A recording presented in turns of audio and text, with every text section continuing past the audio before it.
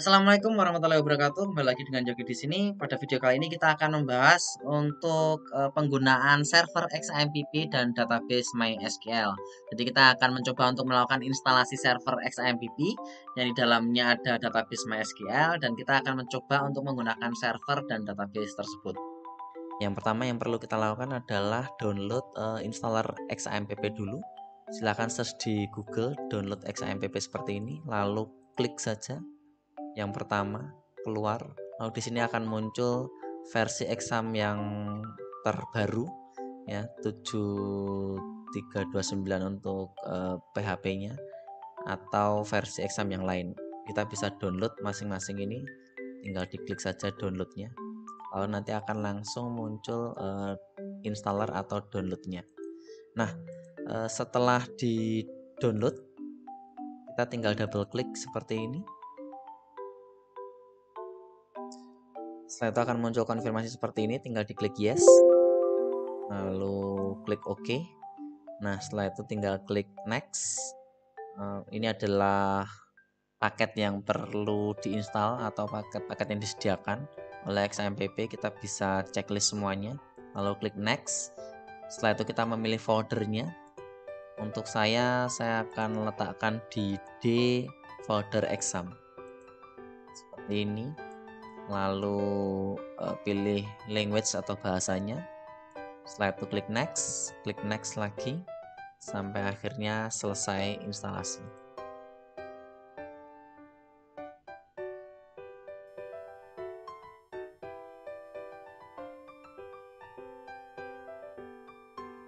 Nah, jika sudah selesai diinstal, kita bisa membuka folder instalasi tadi di software ya, di D, kemudian folder XAMPP, tempat kita melakukan instalasi tersebut. Di dalamnya ini ada yang namanya XAMPP control. Kalian bisa klik kanan lalu run as administrator.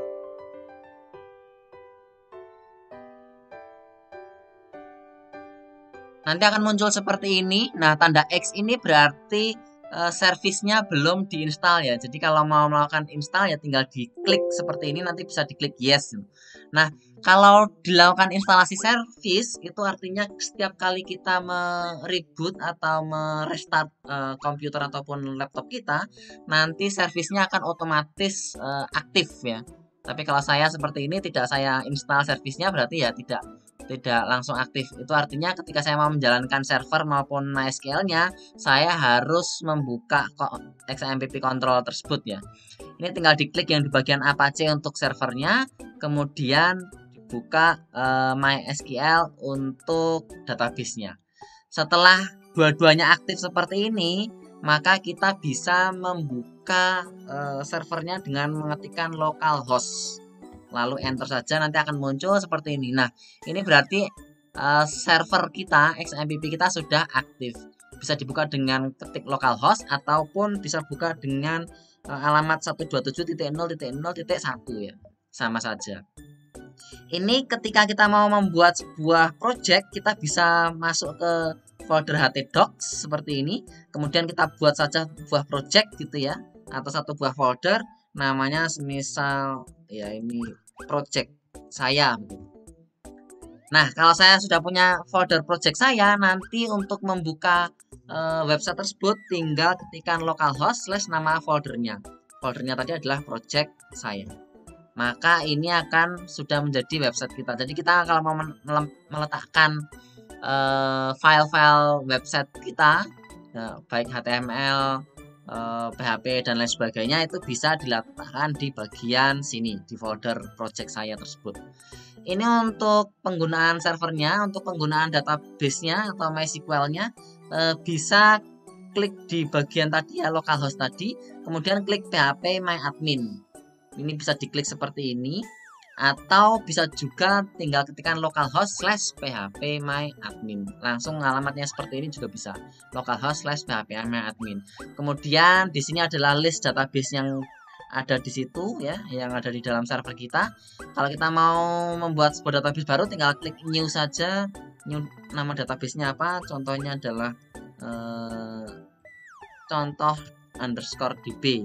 tinggal klik create, maka nanti sudah jadi sebuah database-nya. Kita membuat sebuah tabel ya tinggal buat saja, semisal di sini apa? Mahasiswa, kolomnya semisal 3, kita klik go saja. Kemudian di sini contohnya adalah name, nama, dan tanggal lahirnya. Ini saja ya. Name-nya integer, namanya varchar, tanggal lahirnya date. Integernya kita bikin 10, namanya varchar 25, tanggal lahirnya date. Kemudian kalau kita mau buat primary key tinggal diklik di bagian sini, indeksnya dikasih primary key, lalu klik go saja. Ketika sudah selesai tinggal diklik save seperti ini. Nah, nanti kita akan sudah bisa membuat sebuah tabel yang ada di bagian sini, di bagian kiri ada tabel yang namanya mahasiswa. Kita bisa klik. Datanya masih kosong. Kalau kita mau melakukan insert datanya ya tinggal ditulis saja NIM 111, namanya contohnya adalah Yogi, tanggal lahirnya ini tinggal diklik saja seperti ini.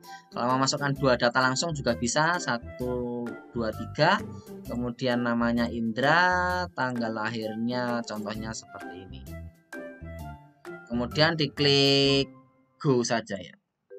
Nah, setelah itu kita bisa klik browse untuk melihat datanya. Di sini sudah muncul NIM 111, namanya Yogi, NIM 123, namanya Indra. Oke, begitu saja cara penggunaan server XAMPP dan juga database MySQL. Kita akan lanjutkan di video berikutnya. Sampai jumpa.